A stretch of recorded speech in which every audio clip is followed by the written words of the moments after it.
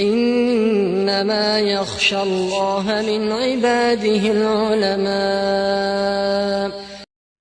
إن الحمد لله نحمده ونستعينه ونستغفره ونعوذ بالله من شرور أنفسنا ومن سيئات أعمالنا من يهده الله فلا مضل له ومن يضلل فلا هادي له وأشهد أن لا إله إلا الله وحده لا شريك له وأشهد أن محمدا عبده ورسوله صلى الله عليه وسلم يا أيها الذين آمنوا اتقوا الله حق تقاته ولا تموتن إلا وأنتم مسلمون يا أيها الناس اتقوا ربكم الذي خلقكم من نفس واحدة وخلق منها زوجها وبث منهما رجالا كثيرا ونساء واتقوا الله الذي تساءلون به والأرحام إن الله كان عليكم رقيبا يا أيها الذين آمنوا اتقوا الله وقولوا قولا سديدا يصلح لكم أعمالكم ويغفر لكم ذنوبكم ومن يطع الله ورسوله فقد فاز فوزا عظيما أما بعد. Parmi les bienfaits qu'Allah subhanahu wa ta'ala a accordé à son serviteur, il y a le fait qu'il lui ait fait don d'un ou de plusieurs enfants. Et il faut savoir que l'islam demande aux parents de s'occuper de l'éducation de leurs enfants, car en effet les enfants sont une amana, les enfants sont un dépôt qu'Allah subhanahu wa ta'ala nous a confié. Donc celui qui remplira son rôle vis-à-vis de ses enfants aura préservé le dépôt qui lui a été confié. Quant à celui qui ne s'acquittera pas de ce qu'il doit s'acquitter vis-à-vis de son enfant ou bien de ses enfants, il aura alors trahi le dépôt qui lui aura été confié. Allah subhanahu wa ta'ala yaqul Ya ayyuhalladhina amanu la takhunu Allah wa rasul wa takhunu amanatikum wa antum ta'lamun. Il dit subhanahu wa ta'ala Ô vous qui avez cru, ne trahissez pas Allah ainsi que son messager, et ne trahissez pas vos dépôts en pleine conscience de ce que vous faites. Et Allah subhanahu wa ta'ala a également ordonné dans le Coran à l'homme de sauver sa famille du feu. Lorsqu'il dit subhanahu wa ta'ala Ya ayyuhalladhina amanu qu anfusakum wa ahlikum nara wa quduha an-nas wal hijara عليها ملائكة علاذ شداد لا يعصون الله ما أمرهم ويفعلون ما يؤمرون. Il dit selon la traduction approximative Ô vous qui avez cru, préservez vos personnes et vos familles d'un feu dont le combustible sera les gens et les pierres, surveillés par des anges, rudes, durs, ne désobéissant jamais à Allah en ce qu'il leur commande et faisant strictement ce qu'on leur ordonne. Et ceci est un verset immense qui montre à quel point l'homme doit être responsable dans son foyer. عن ابن عمر رضي الله عنهما قال سمعت رسول الله صلى الله عليه وسلم كلكم راع وكلكم مسؤول عن راعيته والأمير راع والرجل راع على أهل بيته والمرأة راعية على بيت زوجها وولده فكلكم راع وكلكم مسؤول عن رعيته. Abdullah ibn Umar radiallahu anhuma rapporte qu'il a entendu le messager d'Allah sallallahu alayhi wa sallam dire chacun d'entre vous est un berger et chacun d'entre vous est responsable de son troupeau. L'émir est un berger. L'homme est un berger pour les gens de sa maison. La femme est une bergère pour le foyer de son mari et les enfants de celui-ci. Ainsi, chacun d'entre vous est un berger et chacun d'entre vous est responsable de son troupeau. Cheikh al-Uthaymin, rahimahullah ta'ala, il dit la responsabilité des enfants revient au père. La responsabilité des enfants revient au père. Et la preuve de cela est la parole du prophète sallallahu alayhi wa sallam. L'homme est un berger dans la responsabilité responsable de son troupeau. Quant aux choses légères qui arrivent dans le foyer et que le père ignore, alors la mère l'en informe. Yani elle informe son époux des choses légères qui s'est passées vis-à-vis des enfants. Et ainsi elle est déchargée. Et yani elle est déchargée de quoi? De cette responsabilité. Donc chacun des époux doit être conscient qu'Allah Azza wa Jal l'a chargé d'une responsabilité vis-à-vis des enfants. Et on cite souvent que les enfants seront questionnés vis-à-vis de leurs parents. On cite souvent la bienfaisance des enfants envers leurs parents. Est-ce qu'ils ont été bienfaisants ou malfaisants envers eux? Et ceci est une réalité. Les enfants seront questionnés vis-à-vis de leurs parents. Mais il faut également être conscient que chaque parent sera interrogé vis-à-vis de ses enfants et de leur éducation. Et Cheikh Abdelrazak al-Badr, hafidhahullah, dans cette conférence, il a mentionné que les parents seront questionnés en premier sur leurs enfants. Yani avant qu'on questionne les enfants sur leurs parents, on questionnera les parents sur leurs enfants. Allah subhanahu wa ta'ala yaqul yusikumullahu fi awladikum. Voilà ce qu'Allah vous enjoint à propos de vos enfants. Donc Allah subhanahu wa ta'ala nous a ordonné, prescrit des choses vis-à-vis de nos enfants. Et il faut savoir que cette éducation qui va être donnée à l'enfant va avoir un impact énorme sur lui, sur son caractère, sur sa personnalité, sur son développement. Et c'est d'ailleurs pour cela que le prophète alayhi salatu wa salam dit Ma min mawludin illa yuladu ala al-fitra, yani ala al-islam, fa abawahu yuhawwidani aw yunassirani aw yumajjisani. Il dit sallallahu alayhi wa sallam, il n'y a pas un nouveau-né qui ne soit musulman à sa naissance. Il n'y a pas un nouveau-né qui ne soit musulman à sa naissance. Ensuite, ce sont ses parents qui font de lui un juif, un chrétien ou un adorateur du feu. Donc, il ne faut pas négliger l'impact que les parents vont avoir sur cet enfant. Et il est également important de mentionner qu'en règle générale, lorsque l'enfant est bien éduqué sur une bonne croyance, sur des bons comportements et des valeurs islamiques, cet enfant sera alors bien guidé par la permission d'Allah subhanahu wa ta'ala. Mais il arrive parfois que les parents fassent toutes les causes pour bien éduquer cet enfant, mais que celui-ci finisse par dévier du droit chemin. Donc il est important de rappeler ici que la guidée, elle provient d'Allah subhanahu wa ta'ala, et que l'enfant pieux, et ça c'est très important, l'enfant pieux est un don de la part d'Allah azza wa jal. L'enfant pieux est un don de la part d'Allah subhanahu wa ta'ala. Et nous, il nous incombe seulement de faire les causes, et la finalité appartient à Allah azza wa jal. D'ailleurs il dit, subhanahu wa ta'ala dans le Coran, en s'adressant au prophète sallallahu alayhi wa sallam, innaka la tahdi man ahbabt, walakin Allah yahdi man yasha, wa huwa a'lamu bil muhtadin. Il dit, subhanahu wa ta'ala, tu, yani Muhammad, tu ne guides pas celui que tu aimes, mais c'est Allah qui guide qui il veut. Il connaît mieux cependant les bien guidés.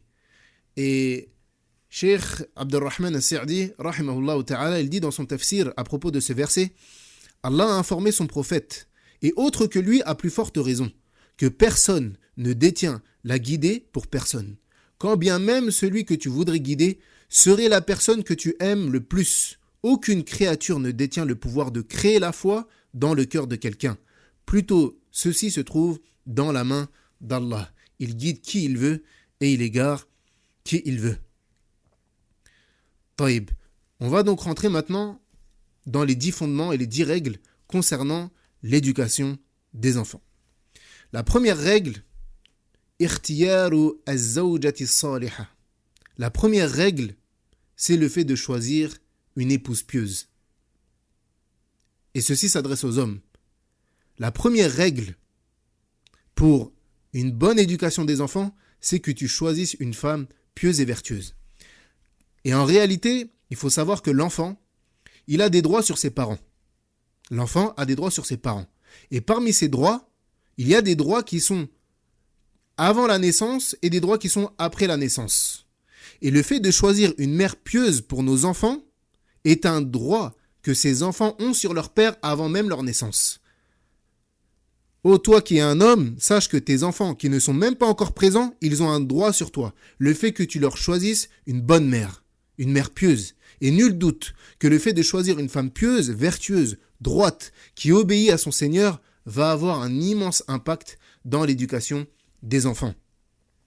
عن أبي هريرة رضي الله عنه قال رسول الله صلى الله عليه وسلم تنكح المرأة لأربع لمالها ولحسبها ولجمالها ولدينها فاظفر ذات الدين تربت يدك.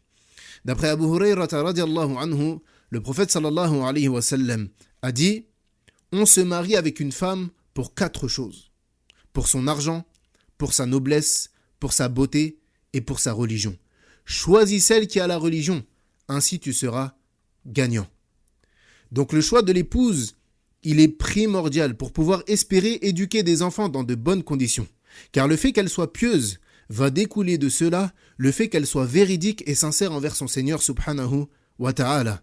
Et également qu'elle prenne soin du dépôt qu'on lui a confié. Et qu'elle mentionne abondamment, énormément et fréquemment Allah subhanahu wa ta'ala. Et également qu'elle soit reconnaissante envers lui, azza wa jal, pour ses bienfaits dont il lui a fait grâce. وعن عبد الله بن عمر أو عبد الله بن عمرو رضي الله عنهما قال رسول الله صلى الله عليه وسلم الدنيا متاع وخير متاع الدنيا المرأة الصالحة. D'après Abdullah ibn Amr radiallahu anhuma, le prophète sallallahu alayhi wa sallam a dit: la vie d'ici-bas est une jouissance, et la meilleure jouissance de la vie d'ici-bas est une femme pieuse. Subhanallah. Wallahi kadhabu alladhina qalu inna al-mar'ata la qimata fil islam. Par Allah, ils ont menti.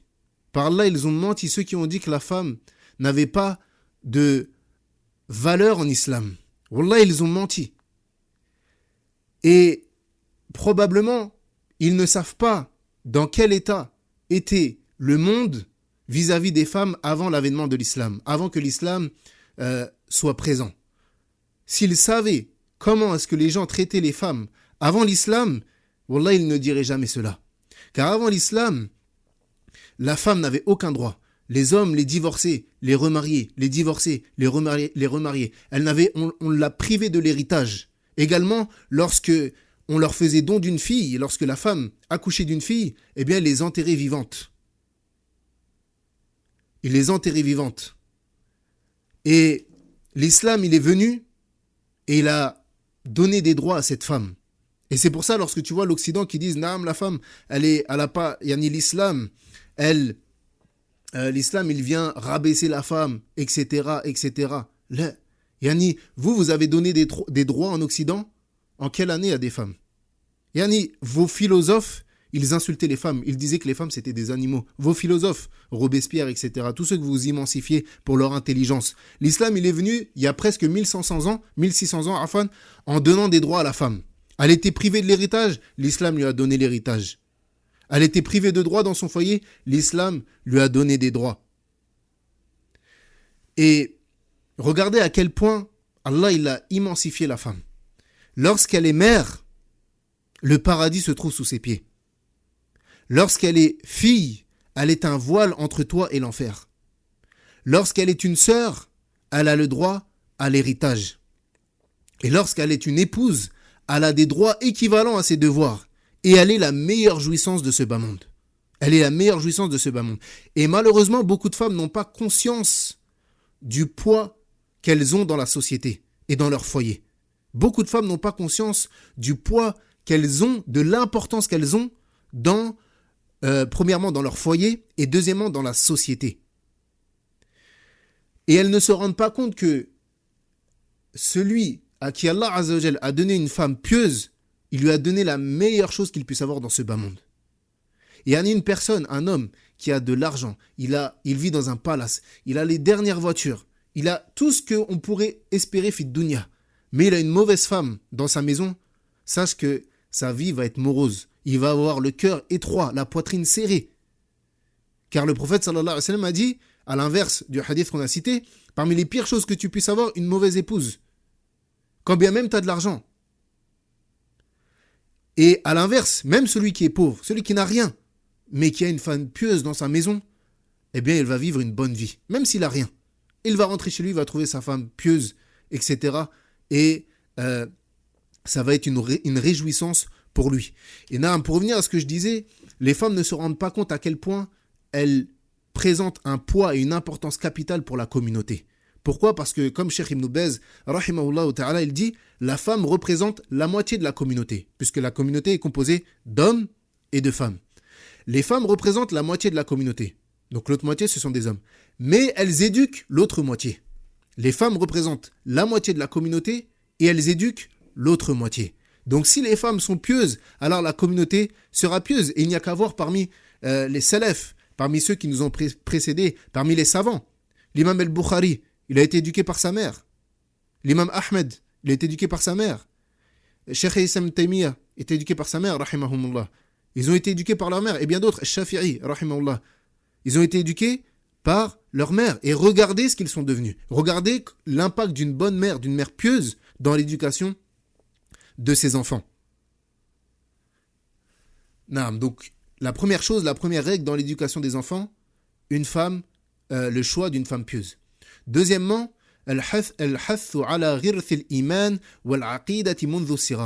deuxièmement, l'incitation à semer dans le cœur de cet enfant la foi ainsi que la croyance saine dès son plus jeune âge, car ceci constitue la base de l'enfant. Et l'enfant, il est à l'image de l'arbre, qui pousse jour après jour. Le parent doit donc l'arroser jour après jour, avec la foi, avec les bonnes mœurs, les bons comportements, la croyance islamique authentique. Le parent, il doit inculquer à son enfant l'amour d'Allah, ainsi que la peur de lui, subhanahu wa ta'ala. Et ceci, et ici, une immense erreur dans laquelle tombent énormément de parents, c'est le fait d'éduquer l'enfant à avoir peur de son père, ou bien avoir peur de sa mère, et d'oublier de lui inculquer la peur d'Allah Azza wa Jal. Ce qui t'incombe à toi en tant que parent, c'est de rappeler à cet enfant sans cesse que son Seigneur le voit, où qu'il aille, et qu'il l'entend, quoi qu'il dise. Et c'est comme cela que la piété va s'installer dans son cœur. Quant au fait d'éduquer l'enfant sur la peur de ses parents, eh bien lorsqu'il grandira, dès que ses parents auront le dos tourné, qu'est-ce qu'il va faire ? Il va transgresser. Qu'est-ce qu'il va faire ? Il va transgresser. Car il craint son père et non son Seigneur. Il n'a pas peur de son Seigneur, car on ne lui a pas appris à craindre son Seigneur, mais on lui a appris à craindre son père. Si tu fais ça, ton père va se mettre en colère contre toi. Sans jamais lui dire « Et ton Seigneur, il t'a interdit cela », lui parler du paradis, de l'enfer, de la promesse du paradis, et de la promesse de l'enfer également, pour ceux qui transgresseront. Et c'est pour ça qu'il est important de toujours expliquer aux enfants pourquoi est-ce qu'il fait cette chose-là. Et Annie, tu ordonnes à ton enfant de faire la prière. Taïb, c'est une bonne chose, mais explique-lui pourquoi. Dis-lui pourquoi est-ce qu'il faut prier. Dis-lui parce que Allah Azza wa Jal, il nous a imposé 5 prières quotidiennes. Et dis-lui qu'à la base, on avait 50 prières, mais qu'Allah Azza wa Jal, de par sa miséricorde, il nous a abaissé à combien ? À 5.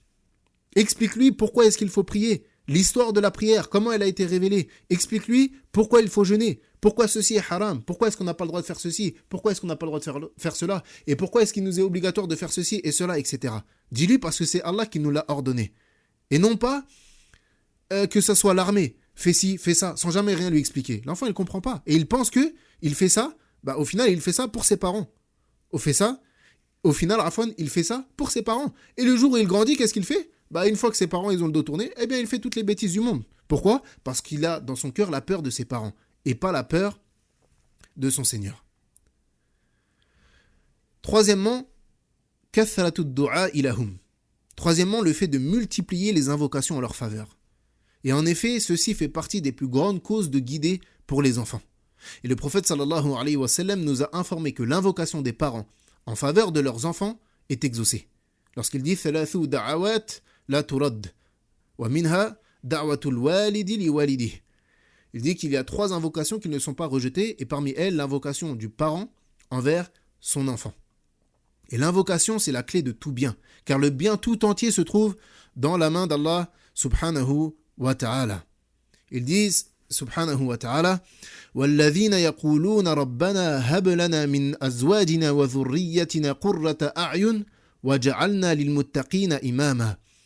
Il dit et qui disent, en citant la caractéristique des croyants, et qui disent, Seigneur, donne-nous en nos épouses et en nos descendants la joie des yeux et fais de nous un guide pour les pieux.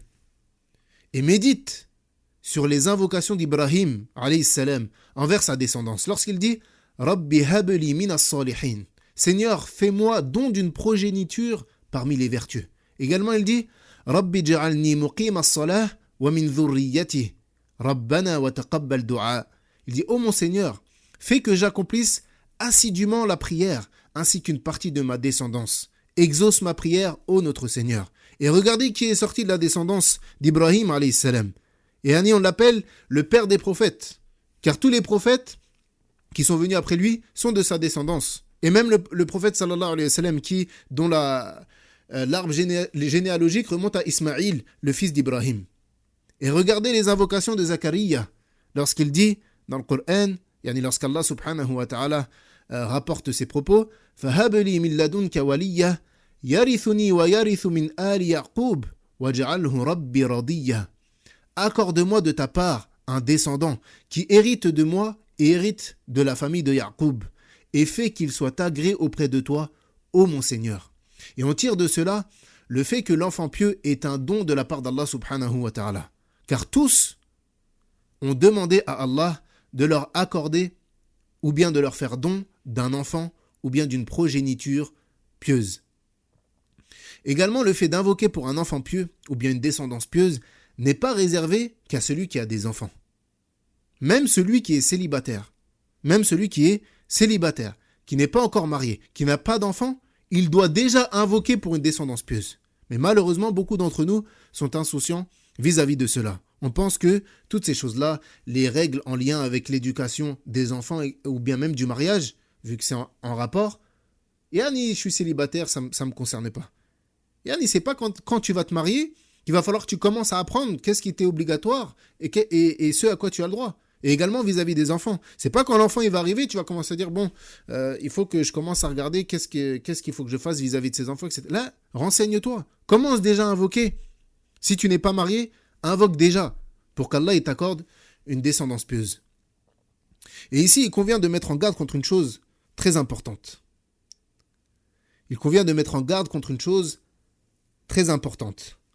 Certains parents, les parents, ils ne doivent pas invoquer contre leurs enfants. Les parents, ils ne doivent pas invoquer contre leurs enfants par la malédiction ou toute autre chose néfaste. Tu trouves des parents qui, lorsqu'ils sont en colère, ils disent à leurs enfants qu'Allah te maudisse, etc. Ce genre de paroles. Et ceci ne convient pas, bien évidemment.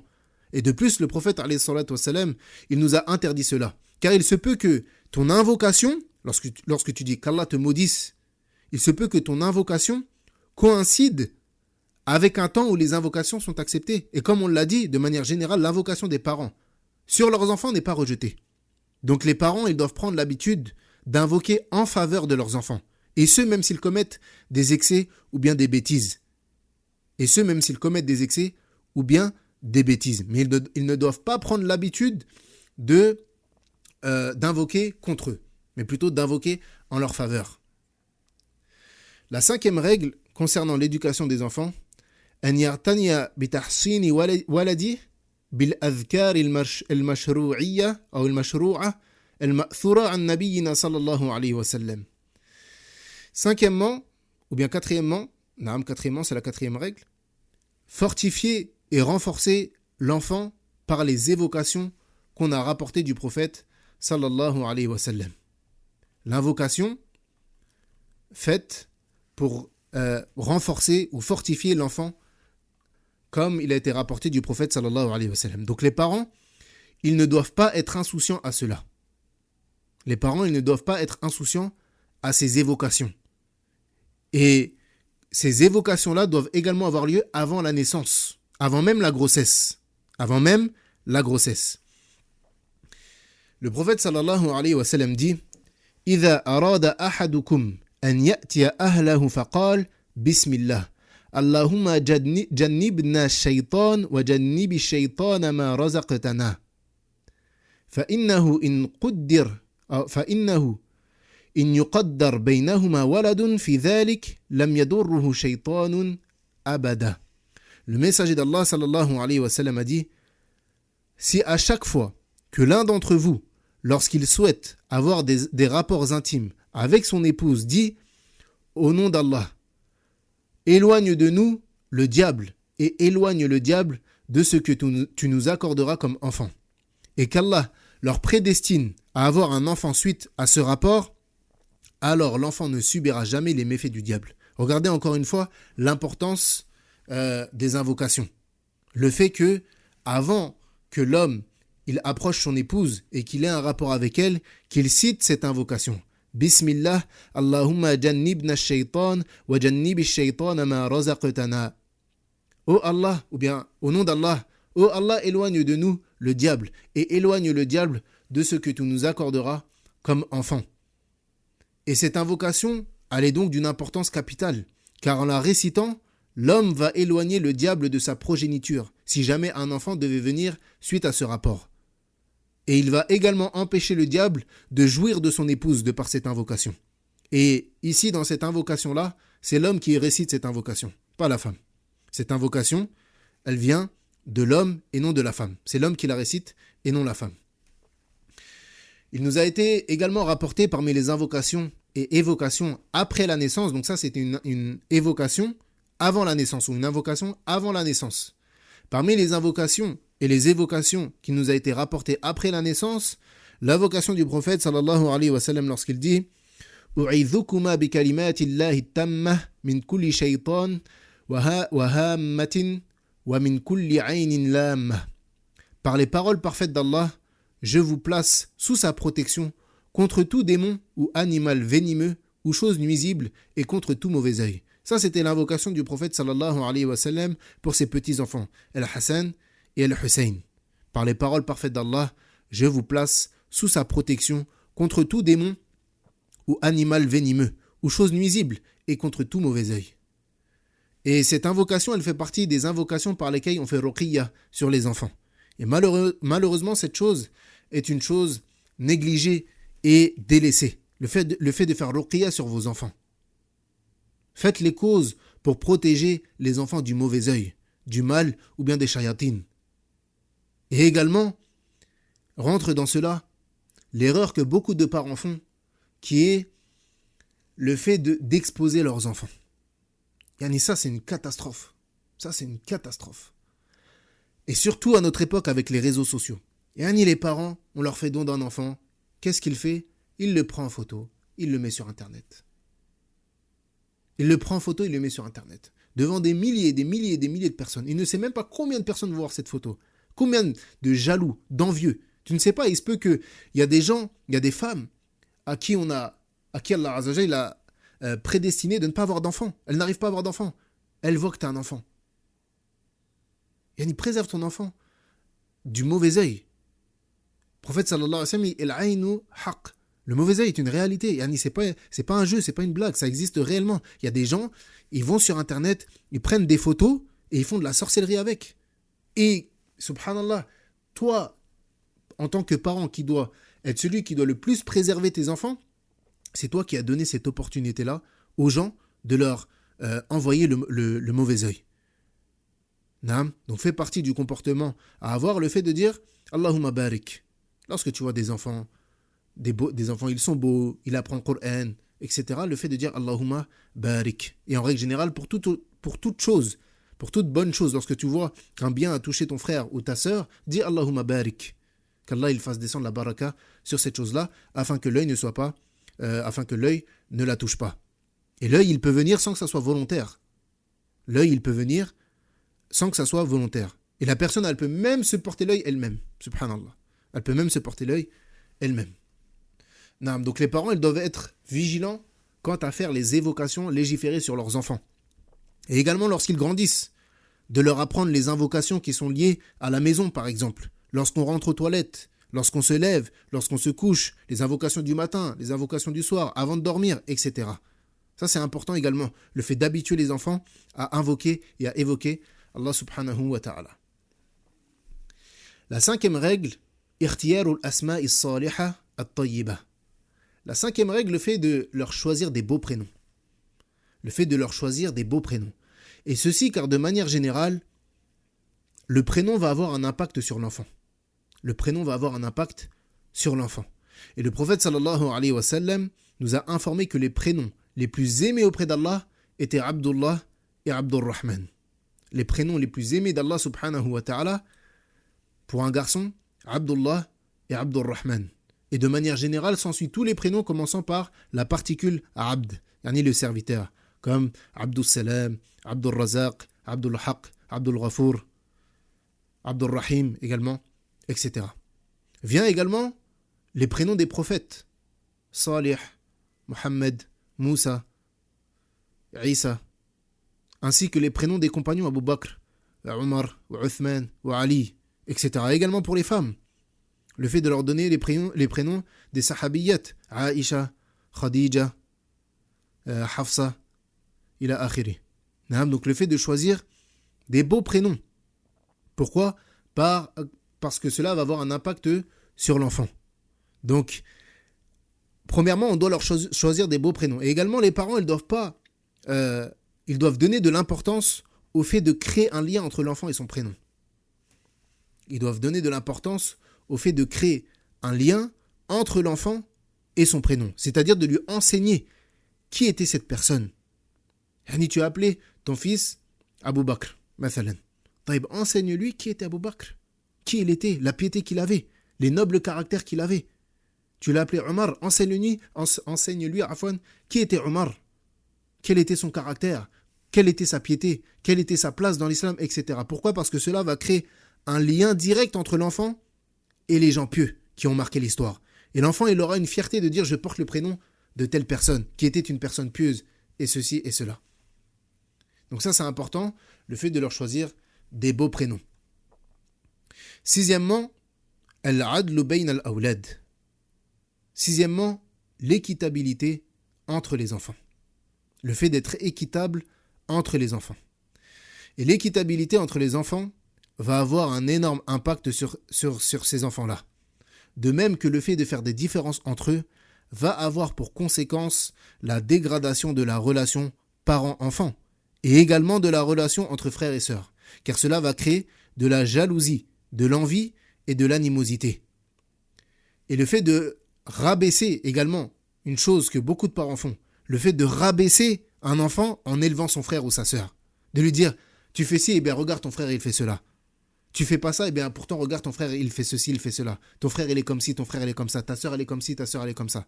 Tout ça, ça crée l'animosité entre les enfants. Et ça va créer de la jalousie, ça va faire naître une chose néfaste dans le cœur de celui qui se sent rabaissé vis-à-vis de son frère ou de sa sœur. Donc tout cela, l'inéquitabilité entre les enfants, va découler de cela l'anéantissement des liens familiaux et l'éparpillement de la famille tout entière, que ce soit entre les enfants et les parents, ou bien que ce soit entre les enfants eux-mêmes. Donc, celui qui veut voir tous ses enfants pieux, droits dans la religion, doit absolument faire preuve d'équitabilité entre eux. عن أنس بن مالك رضي الله عنه قال كان رجل جالس مع النبي صلى الله عليه وسلم فجاء ابن له فقبله ثم أجلسه في حجره وجاءت ابنة له فأخذها إلى جنبه فقال النبي صلى الله عليه وسلم ألا عدلت بينهما. D'après Anas ibn Malik radiallahu anhu, un homme était assis avec le prophète sallallahu alayhi wa sallam. Et l'un de ses fils est venu. Alors l'homme l'a embrassé et il l'a assis sur lui. Puis une fille de l'homme est venue et il l'a prise et il l'a assis à côté de lui. Alors le prophète sallallahu alayhi wa sallam a dit « Pourquoi n'as-tu pas été équitable entre eux ?» Regardez, jusque dans les bisous envers les enfants, on doit être équitable. وعن النعمان بن بشير رضي الله عنه أن أباه أتى به رسول الله صلى الله عليه وسلم فقال إني نحلت ابني هذا غلاما كان لي فقال رسول الله صلى الله عليه وسلم أكل ولدك نحلته مثل هذا فقال له فقال النبي صلى الله عليه وسلم فأشهد على هذا غيري ثم قال أيسرك أن يكون لك في البر سواء قال بلى قال فلا إذن. D'après Nu'man ibn Bashir radiallahu anhu, il rapporte que son père l'emmena au messager d'Allah sallallahu alayhi wa sallam et lui dit « J'ai fait don à mon fils que voici l'un de mes servants. » J'ai fait don à mon fils que voici l'un de mes servants. Le messager d'Allah sallallahu alayhi wa sallam lui demanda alors: as-tu fait un don similaire à tous tes enfants? L'homme lui a répondu non. Il lui a dit: alors prends un autre témoin que moi sur cela. Yani ne me prends pas à témoin sur une injustice. Ne me prends pas à témoin sur une injustice. Puis il lui demanda, le prophète sallallahu alayhi wa sallam, il demanda à cet homme: ne serais-tu pas heureux qu'ils soient tous égaux dans la bonté? Il a répondu: bien entendu. Il a dit: alors n'agis pas ainsi. Alors n'agis pas ainsi. Donc le fait d'être inéquitable envers les enfants va détériorer les liens qu'il a avec son père ou avec sa mère, avec le parent qui a été inéquitable avec lui. Ça va détériorer le lien qu'il a avec lui. Et également, comme on l'a dit, envers les frères et sœurs. Et du coup, ça va créer une mauvaise atmosphère dans toute la maison. La 7e règle, al-rifqu wal-rahma. La 7e règle, la douceur et la miséricorde. Et ceci est un point d'une immense importance dans l'éducation des enfants. Le fait de faire preuve de douceur, de bonté et de miséricorde envers eux. Car cela va avoir un impact sur son développement personnel, sur son caractère, sur sa psychologie. Mais cela va également avoir un impact sur sa relation avec ses parents. Car un enfant qui a été violenté, par exemple, il va s'éloigner de ses parents en grandissant. Cet enfant qui a été violenté par un de ses parents, lorsqu'il va grandir, il va tourner le dos à ses parents. Et également, ça va faire régner une mauvaise atmosphère dans la maison. قال النبي صلى الله عليه وسلم إن الرفق لا يكون في شيء إلا زانه ولا ينزغ من شيء إلا شانه. Il dit le prophète sallallahu alayhi wa sallam: lorsqu'une chose est ornée de douceur, elle l'embellit, et lorsqu'elle en est privée, elle l'enlaidit. وعن جرير بن عبد الله رضي الله عنه قال: سمعت رسول الله صلى الله عليه وسلم يقول: من يحرم الرفق يحرم الخير كله. Jarir ibn Abdillah radiallahu anhu, il dit: j'ai entendu le messager d'Allah sallallahu alayhi wa sallam dire: quiconque est privé de la douceur est privé de tout bien. Quiconque est privé de la douceur est privé de tout bien. Donc ici le prophète sallallahu alayhi wa sallam, il a caractérisé la douceur comme étant le bien tout entier. وعن عائشة رضي الله عنها قالت: قدم ناس من الأعراب على رسول الله صلى الله عليه وسلم فقالوا: أتقبلون صبيانكم؟ فقالوا: نعم. فقالوا: لكن والله ما نقبل. فقال رسول الله صلى الله عليه وسلم: أملك إن كان الله نزغ من قلبك الرحمة. D'après Aïcha radiallahu anha, un groupe de bédouins, donc les bédouins c'était les Arabes qui vivaient dans le désert, un groupe de bédouins est venu voir le prophète sallallahu alayhi wa sallam. Et ils lui ont dit: est-ce que vous embrassez vos enfants? Et ils ont dit, le prophète sallallahu alayhi wa sallam, il a répondu: Naam. Et les bédouins, ils ont dit: par Allah. Les bédouins, ils ont dit: par Allah, nous ne les embrassons pas. Par Allah, nous ne les embrassons pas.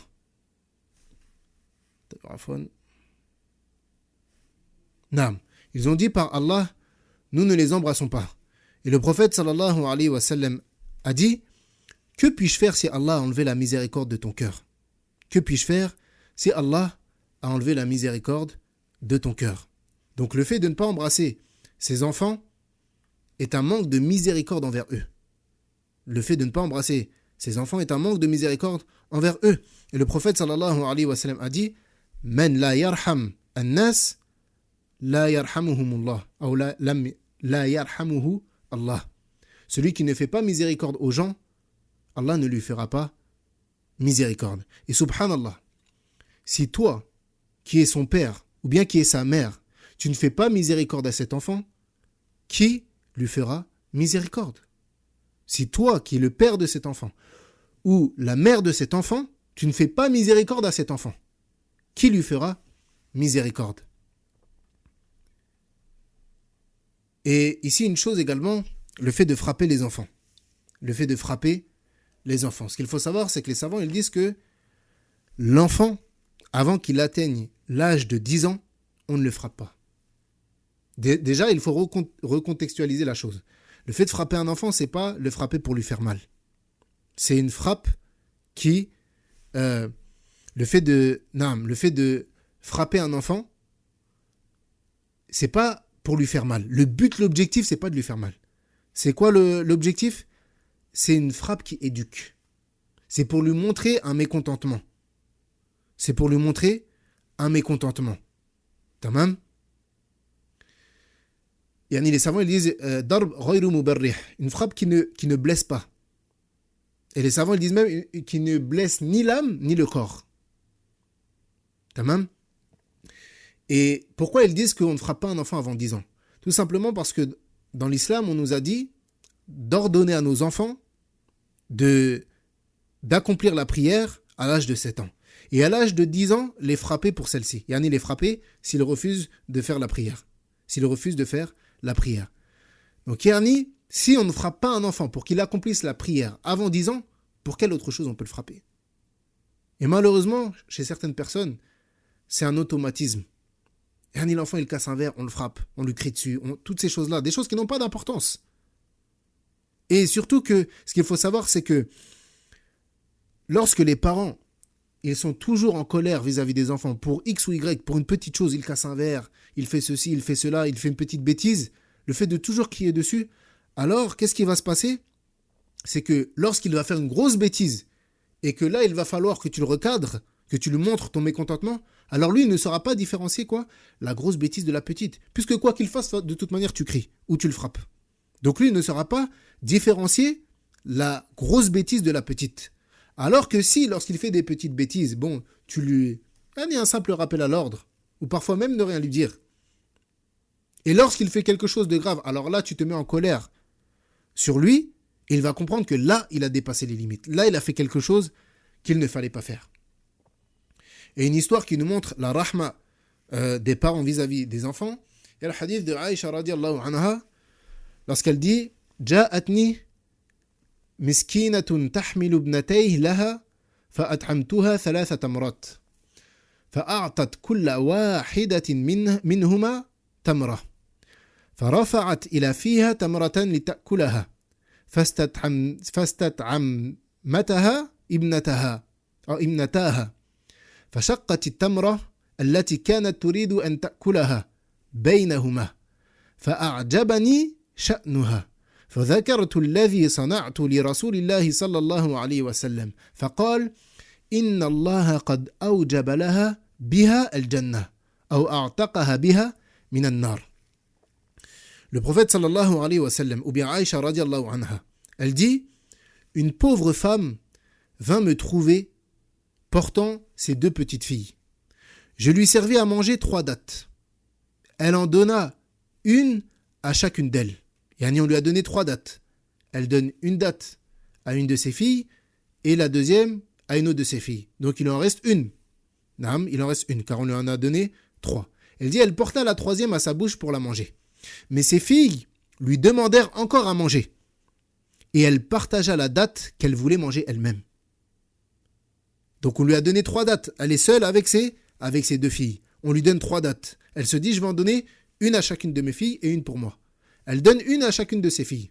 Et avant qu'elle puisse manger, ses filles en redemandent. Elle redemande encore à manger. Qu'est-ce qu'elle fait cette femme, cette mère ? Elle partage la date qu'elle voulait manger elle-même et elle donne la moitié à une et la moitié à l'autre. Et elle dit à Aïcha radiallahu anha, son agissement me plut. J'en parlais plus tard au messager d'Allah sallallahu alayhi wa sallam, qui a dit, grâce à cette date, Allah a rendu obligatoire son entrée au paradis, ou bien il l'a affranchi du feu de l'enfer. Donc la miséricorde envers les enfants a des retombées positives, fit dunya wal akhirah, que ce soit dans le monde d'ici-bas ou bien dans l'au-delà. Dans le monde d'ici-bas, car ça va créer une bonne entente. Il y a un enfant envers qui tu as été miséricordieux durant sa jeunesse. Il est plus à même d'être miséricordieux envers toi lorsque tu vas vieillir, lorsque tu auras besoin d'eux. N'oublie pas que tout comme tes enfants ont besoin de toi lorsque ils étaient petits, que toi tu vas avoir besoin d'eux lorsque tu vas vieillir. N'oublie pas ça. Et tout comme tu aimerais qu'ils prennent soin de toi lorsque tu vas vieillir, eh bien prends soin d'eux lorsqu'ils sont petits. Parce que les rôles s'inversent. Les rôles s'inversent. Lorsqu'ils sont petits, ils ne peuvent rien faire sans toi. Yani la mère, c'est elle qui lui donne, elle lui donne le sein, elle l'allaite, elle lui change ses couches, elle le fait manger, elle l'habille, elle fait toutes ces choses-là. Et il se peut que des années, voire des décennies plus tard, la mère, ou bien même le père, de manière générale, se retrouve dans le même cas. Il est alité. Yani certaines personnes, lorsqu'elles vieillissent, elles ont des incontinences. Elles ne peuvent plus se laver. Yani qui c'est qui va venir s'occuper de toi? Si toi, tu as été mauvais envers tes enfants, tu penses que tes enfants ils vont venir? Malgré le fait que l'obligation, ça serait qu'ils viennent quand même. Mais si on parle de logique, est-ce que tu penses que cet enfant, il va avoir envie d'être miséricordieux envers toi, alors que tu n'as pas été miséricordieux envers lui lorsqu'il était petit, que tu le frappais pour rien, etc. Donc, la miséricorde envers les enfants va avoir des retombées positives dans cette vie d'ici-bas parce que ça va créer une bonne entente. Et également, dans l'au-delà. Car ça sera une cause, comme on vient de le voir avec ce hadith, ça sera une cause d'entrée au paradis. La 8e règle, an-nush wa at-tawjih. Le fait de leur prodiguer le bon conseil. Le fait de leur prodiguer le bon conseil. Les parents, ils doivent conseiller leurs enfants et les exhorter. Et ils doivent leur enseigner ce qui leur sera profitable et plus particulièrement dans les affaires religieuses. Quelles sont ses obligations religieuses? Qu'est-ce qu'il doit faire? Qu'est-ce qui lui est obligatoire? Qu'est-ce qui lui est interdit? Et à plus forte raison, la première chose qu'il doit faire, c'est lui apprendre la bonne croyance. La première chose qu'il doit faire, c'est lui apprendre la bonne croyance. Allah subhanahu wa ta'ala, il dit à propos d'Ismaïl, en faisant ses éloges, وَكَانَ يَأْمُرُ أَهْلَهُ بِالصَّلَاةِ وَالزَّكَاةِ. Et il ordonnait à sa famille l'accomplissement de la prière et l'acquittement de la zakat. Et on a dans le Coran un immense exemple dans cette chose-là, dans le bon conseil. C'est l'exhortation de Luqman, le sage, envers son fils. Lorsqu'Allah subhanahu wa ta'ala, il relate ses propos, il dit وَإِذْ قَالَ لُقْمَانُ لِابْنِهِ وَهُوَ يَعِظُهُ يَا بُنَيَّ لَا تُشْرِكْ بِاللَّهِ إِنَّ الشِّرْكَ لَظُلْمٌ عَظِيمٌ وَوَصَّيْنَا الْإِنسَانَ بِوَالِدَيْهِ حَمَلَتْهُ أُمُّهُ وَهْنًا عَلَى وَهْنٍ وَفِصَالُهُ فِي عَامَيْنِ أَنِ اشْكُرْ لِي وَلِوَالِدَيْكَ إِلَيَّ الْمَصِيرُ وَإِنْ جَاهَدَاكَ عَلَى أَنْ تُشْرِكَ بِي مَا لَيْسَ لَكَ بِهِ عِلْمٌ فَلَا تُطِعْهُمَا وَصَاحِبْهُمَا فِي الدُّنْيَا مَعْرُوفًا وَاتَّبِعْ سَبِيلَ مَنْ أَنَابَ إِلَيَّ ثُمَّ إِلَيَّ مَرْجِعُكُمْ فَأُنَبِّئُكُمْ بِمَا كُنْتُمْ تَعْمَلُونَ يَا بُنَيَّ إِنَّهَا إِن تَكُ مِثْقَالَ حَبَّةٍ مِّنْ خَرْدَلٍ فَتَكُنْ فِي صَخْرَةٍ أَوْ فِي السَّمَاوَاتِ أَوْ فِي الْأَرْضِ يَأْتِ بِهَا اللَّهُ إِنَّ اللَّهَ لَطِيفٌ خَبِيرٌ يَا بُنَيَّ أَقِمِ الصَّلَاةَ وَأْمُرْ بِالْمَعْرُوفِ وَانْهَ عَنِ الْمُنكَرِ واصبر على ما أصابك إن ذلك من عزم الأمور ولا تصعر خدك للناس ولا تمشي في الأرض مرحا إن الله لا يحب كل مختال فخور واقصد في مشيك واغضض من صوتك إن أنكر الأصوات لصوت الحمير. Il dit Allah subhanahu wa ta'ala, et lorsque Luqman dit à son fils tout en l'exhortant, ô mon fils, ne donne pas d'associé à Allah, car l'association à Allah est vraiment une injustice énorme. Et nous avons commandé à l'homme la bienfaisance envers ses pères et mères. Sa mère l'a porté, subissant pour lui peine sur peine. Son sevrage a eu lieu durant 2 ans. Sois reconnaissant envers moi, ainsi qu'envers tes parents. Vers moi est la destination finale. Et si tous les deux te forcent à m'associer, ce dont tu n'as aucune connaissance, alors ne leur obéis pas, mais reste avec eux ici-bas de façon convenable, et suis le sentier de celui qui se tourne vers moi. Vers moi ensuite est votre retour, et alors je vous informerai de ce que vous faisiez. Ô mon enfant, fût-ce le poids d'un grain de moutarde au fond d'un rocher, ou dans les cieux, ou sur la terre, Allah le fera venir. Allah est infiniment doux et parfaitement connaisseur.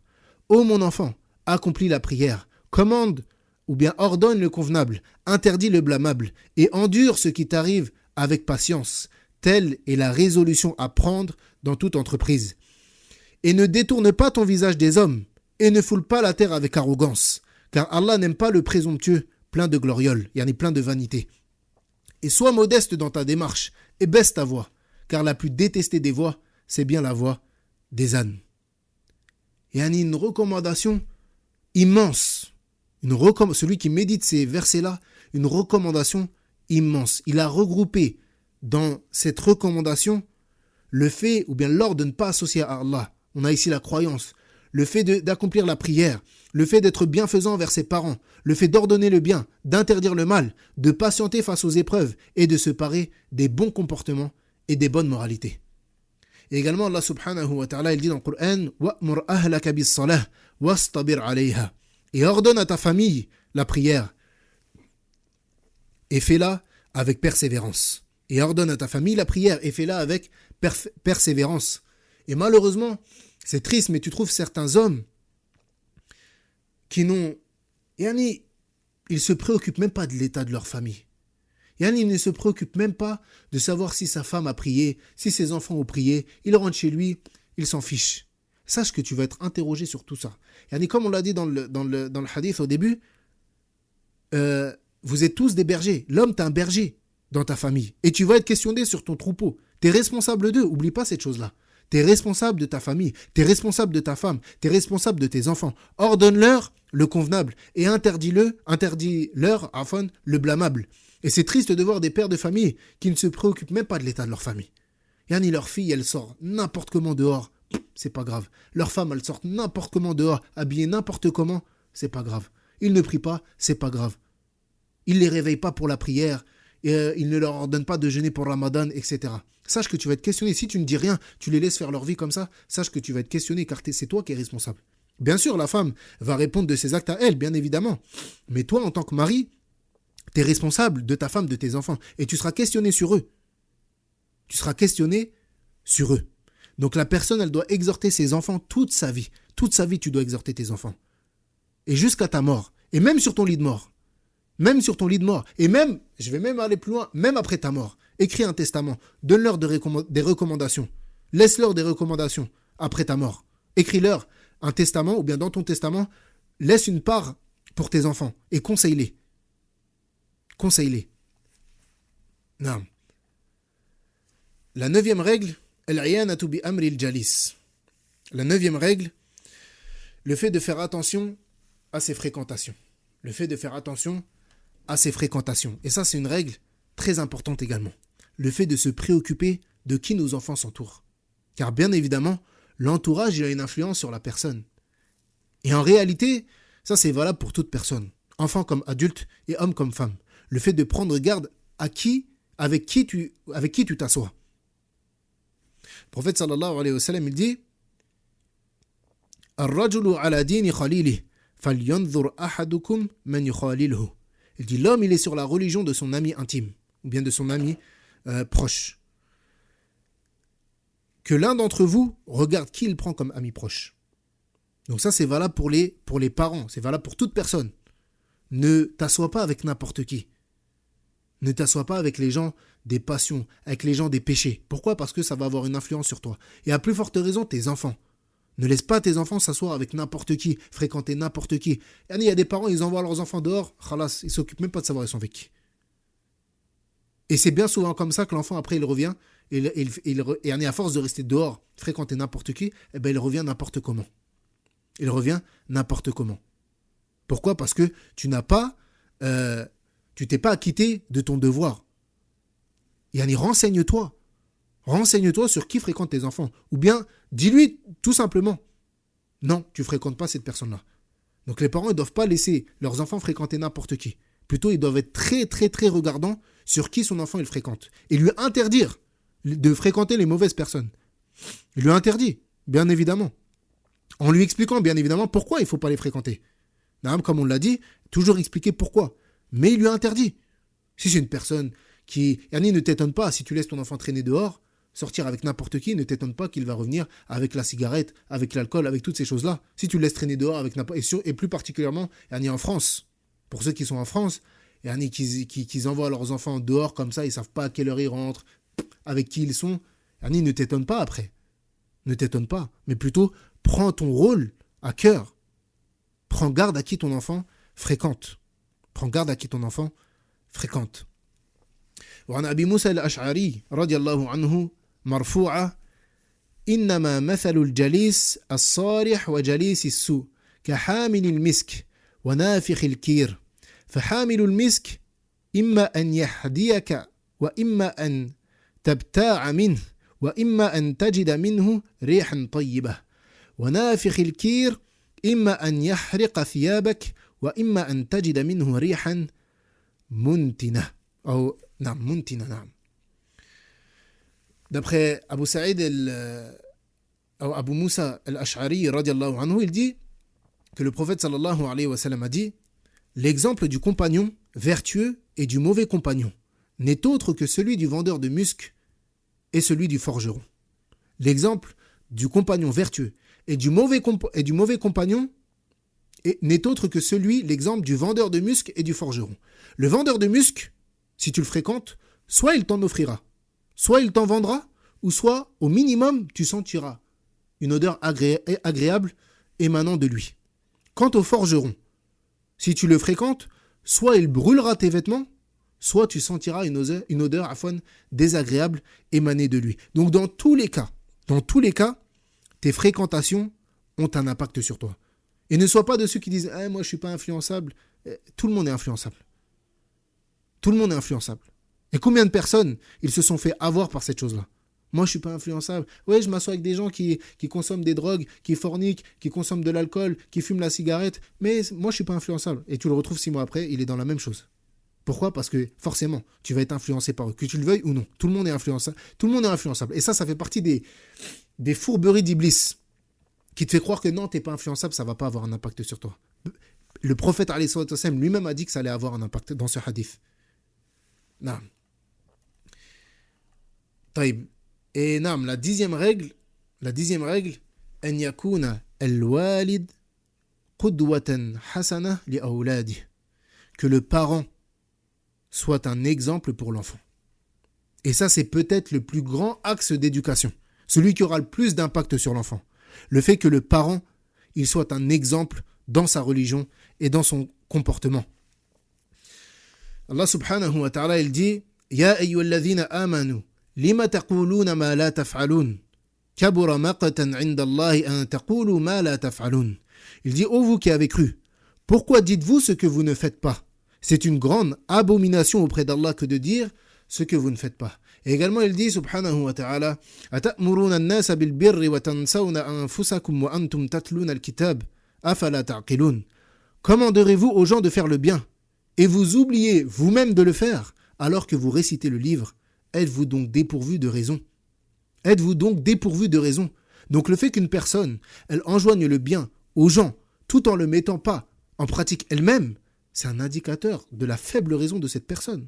Comment est-ce que tu peux dire à quelqu'un de faire quelque chose que tu ne fais pas toi-même? Et ça, malheureusement, c'est une chose qui est très répandue. Tu trouves le père qui interdit à son fils de fumer, lui-même il fume. Comment est-ce que tu veux que ton enfant il te prenne au sérieux? Tu dis à ton enfant, fume pas, et tu fumes devant lui. Tu dis prie et toi-même tu pries pas. Comment tu veux que ton enfant te prenne au sérieux? Son enfant il rentre de l'école. L'enfant il rentre de l'école, son père il lui dit: t'as mémorisé quoi aujourd'hui comme Coran? Alors que lui-même il mémorise rien. Il sache que l'enfant, de par sa nature saine, il prend exemple sur ses parents. Ça c'est une base. Chaque enfant il prend exemple sur ses parents. Le fils, son modèle, son exemple c'est son père. La fille, son modèle, son exemple c'est sa mère. Donc si les enfants ils voient quelque chose, ou bien ils voient ses parents en train de faire quelque chose, il fera la même chose. S'il voit ses parents prier, alors il va prier. S'il voit ses enfants lire le Coran, alors il va lire le Coran. Si la fille elle voit sa mère se voiler, elle se voilera également, et ainsi de suite. Et ça, toute personne qui a des enfants, il l'a vu. Toute personne qui a des enfants, il le voit. Fais la prière tout le temps devant ton enfant, tu vas voir que dès que ton enfant il peut marcher, il peut se mettre debout, il va commencer à faire comme toi. Il va jouer, mais il va faire comme toi. Si tu as l'habitude de lire le Coran dans ta maison, tu vas voir que ton enfant, qu'est-ce qu'il va faire? Il va prendre un livre, n'importe quel livre, et il va commencer à faire comme toi. Il va réciter à sa manière, mais il va faire comme toi. Il va prendre exemple sur toi. Que ce soit dans les bonnes choses, mais sache également dans les mauvaises choses. Si tu fais des mauvaises choses devant les enfants, alors ils font la même chose. Et encore pire, parfois, subhanallah, tu vois des parents qui apprennent à leurs enfants les mauvais comportements. Tu vois les parents qui apprennent le mensonge à leurs enfants. Ils leur apprennent la tromperie, le mensonge. Tu vois des parents, Allah al-Musta'an, qui vont dans les magasins, qui volent en présence de leurs enfants. Wal'iyadhu billah. Donc celui qui veut que son enfant il soit de telle manière, eh bien sois toi-même de cette manière-là. Si tu veux que ton enfant il lise le Coran, eh bien lis le Coran. Tu veux que ton enfant il mémorise le Coran, eh bien mémorise le Coran. Tu veux que ton enfant il apprenne sa religion, eh bien apprends ta religion. Tu veux que ton enfant il prie, alors prie. Tu veux que ton enfant il jeûne, alors jeûne, etc. Et ne sois pas choqué. Ne sois pas choqué que si tu fumes, ne sois pas choqué que ton enfant il revienne en fumant. Parce que c'est l'exemple que tu lui as donné. Yani Methalen, subhanallah, parfois tu vois également certains pères de famille, il laisse sa femme sortir habillée n'importe comment. Et après, il s'étonne que sa fille, elle revient habillée n'importe comment. Et il est choqué. Et tu penses que ta fille, elle a pris exemple sur qui? Toi-même, tu n'as même pas éduqué sa mère. Tu n'as même pas éduqué ta femme. Tu laisses ta femme sortir n'importe comment. Mais bien évidemment que l'enfant, il va faire pareil. Et au contraire, yani, toute sœur qui est voilée, qui a une fille, elle-même, elle peut témoigner que, à force que sa fille la voit avec le djilbab ou le niqab ou le hijab, à force de voir sa mère comme ça, eh bien elle-même, en étant petite, elle le met. Elle veut le mettre, elle veut faire comme sa mère, elle met quelque chose sur ses cheveux, ou elle veut faire la même chose. Donc sache que si tu veux que ton enfant soit d'une manière, eh bien sois toi de cette manière-là. C'est aussi simple que ça. Tu veux que ton enfant il soit comme ça, eh bien sois toi-même cette chose-là. Et bi'idhnillah, ton enfant il deviendra comme ça, voire encore mieux.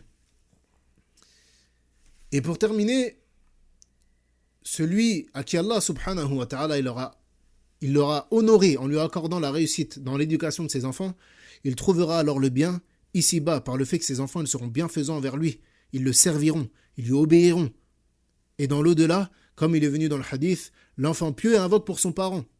Yani ça aussi c'est un des bienfaits, et comment dirais-je, des bonnes choses qui découlent de quoi? De la bonne alaqa du père ou bien même de la mère avec ses enfants. Le fait de l'avoir bien éduqué et d'avoir fait preuve de miséricorde envers lui, le fait qu'après ta mort, il fasse doua pour toi. Le fait qu'après ta mort, il fasse doua pour toi et qu'il soit une cause que tes bonnes actions elles continuent. Yani ton enfant, imagine, ton enfant, ou bien tes enfants même, ils vivent des années et des années et des années après toi. Et il n'y a pas une prière, il n'y a pas un jour qui passe où ils ne font pas doua pour toi, où tu n'as pas des bonnes actions qui viennent dans ta tombe. Et tout ça, ça découle de quoi? De ta bonne éducation. Ça découle Afwan, du fait que tu l'as bien éduqué. Donc l'enfant pieux, après la mort de ses parents, il invoque pour ses parents la miséricorde d'Allah. Il invoque le pardon, la réussite dans l'au-delà et la préservation de l'enfer. Donc les parents, ils ont une énorme responsabilité, une immense responsabilité dans le devenir de leurs enfants. Et comme l'imam Ibn al-Qayyim, rahimahullah ta'ala, il dit, dans beaucoup de cas, la perversité des enfants vient des parents. Dans beaucoup de cas, la perversité des parents, ou bien la perversité des enfants, Afwan, vient des parents. Dans le sens où ils ont eu des manquements dans leurs éducations. Et comme on l'a dit, les parents ne sont qu'une cause pour leurs enfants. Les parents ne sont qu'une cause pour leurs enfants. Même s'ils leur donnent la meilleure éducation possible, la guidée et la réussite appartient à Allah subhanahu wa ta'ala. Donc si au final, Allah Azza wa Jal t'accorde la réussite dans l'éducation de tes enfants, ne sois pas fier de ta propre personne. Ne sois pas fier de ta propre personne, car tu n'es qu'une cause, mais plutôt remercie Allah subhanahu wa ta'ala. Remercie Allah subhanahu wa ta'ala et loue-le. Fais ses louanges pour le bienfait dont il t'a comblé. Wallahu a'lam, subhanakallahumma wa bihamdik, ashhadu an la ilaha illa anta astaghfiruka wa atubu ilayk wa sallallahu ala nabiyyina Muhammadin wa ala alihi wa sahbihi ajma'in. Assalamu alaikum wa rahmatullahi wa barakatuh.